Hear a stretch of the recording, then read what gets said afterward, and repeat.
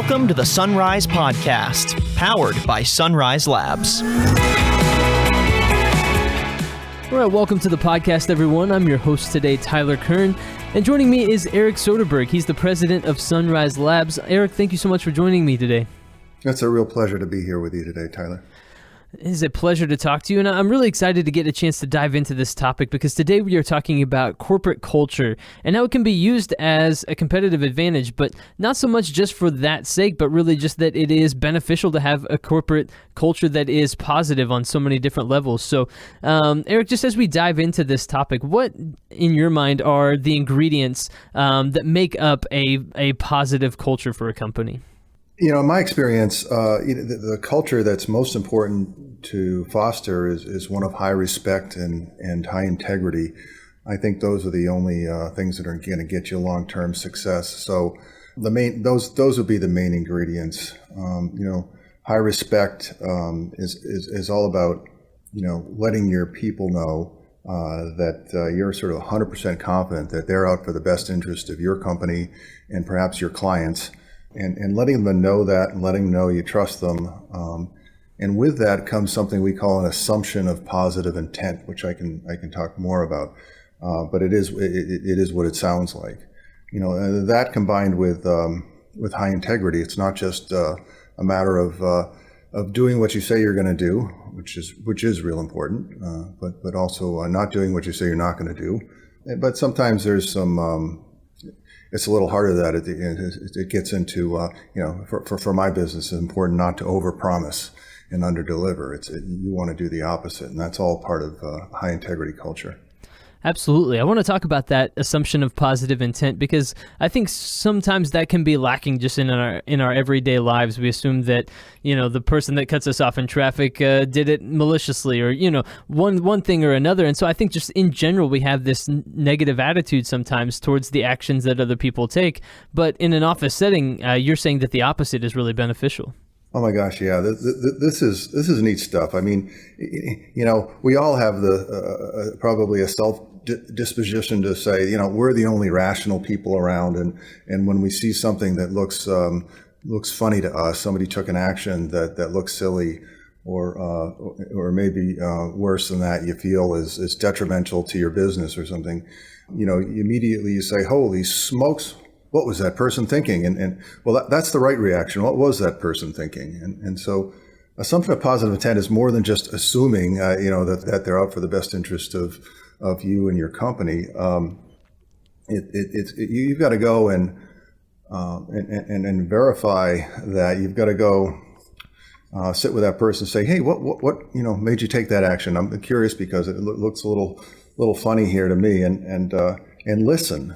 And hear, well, why did they take that action? And 10 times out of 10, they were acting, just the way you wanted them to, perfectly rationally, and you just had to hear why. And there's a lot of advantages to opening up and listening to your people, and you start to learn what's not working in your organization, what is working in your organization. You also send the message to your people that, hey, I really care about what you think, and I want you to continue to, act on the best way you see fit for the company. Absolutely, and I think in a way that this can also be reversed a little bit, that I always think that my intentions are positive, but if someone comes to me and asks for clarification on why I took a particular action, not taking offense to that, but understanding that clear and open communication between multiple parties is key to continue to have that good company culture. Yeah, and I think the reaction you'd find if you did that, Tyler, would be, "Oh, jeepers, I'm so glad you came to me and asked, because I wouldn't want you thinking that I did that for, some other reason." So it's something that builds on itself. I had a class I took on sort of participative leadership connected with my church. And in this class, the instructor told the story of a minister who had 4 words tattooed to his forearm, right where we could never overlook them. So in capital letters, it read, "I might be wrong." and so there's a whole, attitude that has to sort of change here. depending upon the culture you're coming from. But you really have to be open to, you know what, the assumptions I have about the way this thing works might be absolutely wrong, and I've got to be open to learning new things. I think that little phrase, "I might be wrong," and keeping that in mind is a reminder I know I need often, and probably a lot of us could benefit from. Absolutely. It kind of reminds me of a guy. He came up to me at my wedding reception, and he said, you can be right or you can be happy, which, I didn't realize exactly what he meant at the time, but I have a better idea now. But that makes a lot of sense to me also, just that there is room to be able to admit when you make a mistake and really take responsibility for that, and that, furthers that culture and really has that openness and that accountability to one another, that, it's okay to admit when you do make a mistake and take ownership of that.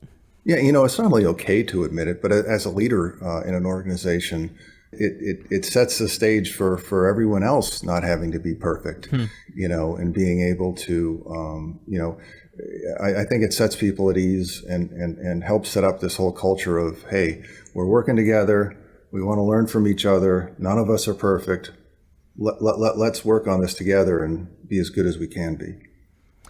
Right, absolutely. Now, when you look at culture, where would you rank its overall maybe importance in the different elements that make up a company, the different things that lead to success? Where does culture rank? If there's, company strategy and, some of the other elements that you could say would make up a successful team, where does culture rank in all of that?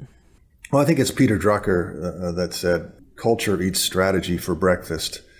And I would, that's, I'll build on that. I believe that it's, if you have a strategy that you want to implement, and it's counter to the culture of your organization, your culture is going to kill that. It's not going to, the culture is not going to help you implement that. If on the other hand, you've got a strong culture, and you've got a strategy that's consistent with that culture, you're going to find that your leaders and your organization picks up that strategy and runs with it and goes and implements it. So it's really eating it for breakfast is interesting, but really culture enables you to become the company you want to be. I think is the way I would put it. It's necessary. It's not the only thing required to be successful in business. You certainly have to have all the other pieces, but I think without the culture, it's a lot harder. I can give an example here of I was on vacation week before last, and I got an email maybe halfway through the week that said, "Hey, Eric, I just let go of Joe so-and-so." And it was interesting in that he wasn't calling me to ask me, "Hey, I had this problem with Joe. Do you think I should let him go?" He didn't have to disturb my vacation for that. So there's a laziness piece here. Because we have a culture where, if somebody does something or somebody's acting in a way that isn't consistent with our culture, if they're acting disrespectful or abusive to others, we don't want them around. Right. And everyone in the organization knows that. And so this was someone who was here on contract and hadn't been here very long, and my leader knew exactly what to do, and he did it. And so the culture helps an organization function more efficiently. You don't have to spend a lot of time thinking about a lot of your decisions. It becomes very clear when the culture is clear. You can give lots of examples on this, but that's so I look at culture as sort of the sailboat having a keel.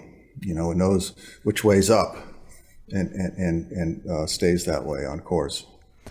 Yeah, and I think you mentioned how having that really allows a company to kind of work towards reaching its potential and operate at its best level. I think that's true of individuals as well. When the culture is positive and it's good, and it is that high integrity, high respect culture, then you're freeing your employees up to do their best work and to be the best possible versions of themselves, which then kind of lifts everyone else up around them as well.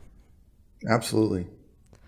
Yeah, and one of the other things that I've read recently, or it's a story I've been told in the past, is that kids in a playground that isn't fenced in tend to kind of huddle in the middle of it and don't kind of venture out to the wider parts of it. But if you put a fence around it and just give guidelines, a lot of times that frees people up to then go and understand their roles. So like when you talk about your manager understanding that if it doesn't fit within the framework of the culture of the company, he has that freedom and knows that it is an okay thing for him to then let that person go, because that's just not something that you want inside your company.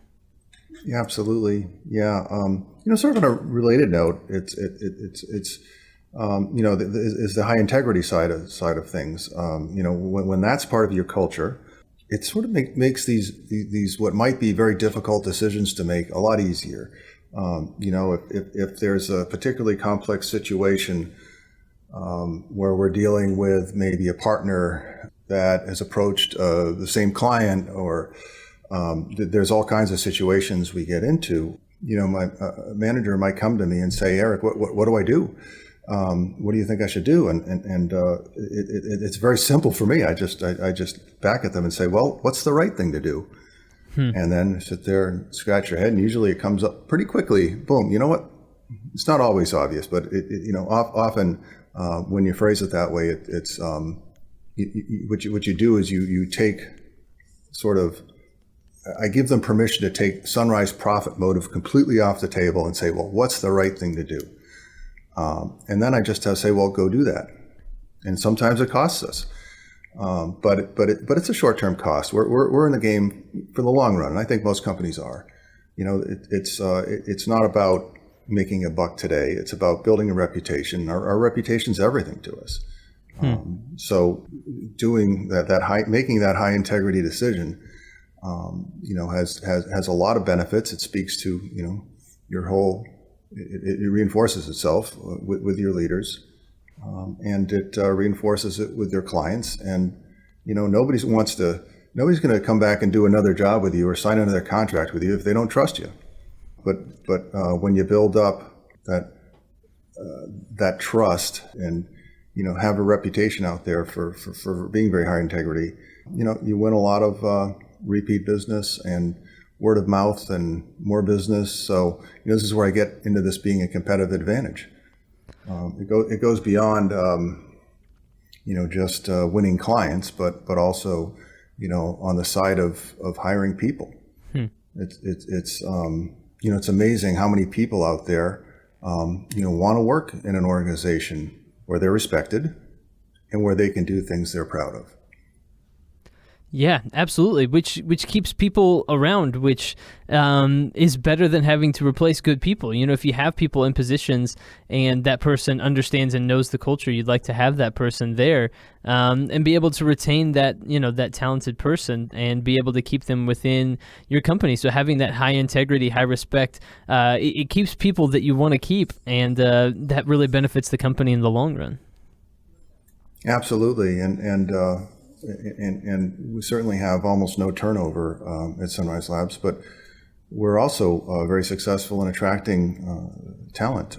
We've got it's amazing. It's a very tight market right now for engineers, especially for great engineers, and we managed to have a nice flow of new people coming in that are extraordinarily talented, and it's really it's almost sad. Why? Because so many great engineers are finding themselves in working in positions where they're not excited about what they're doing, and they don't feel appreciated, and they don't want to be there anymore.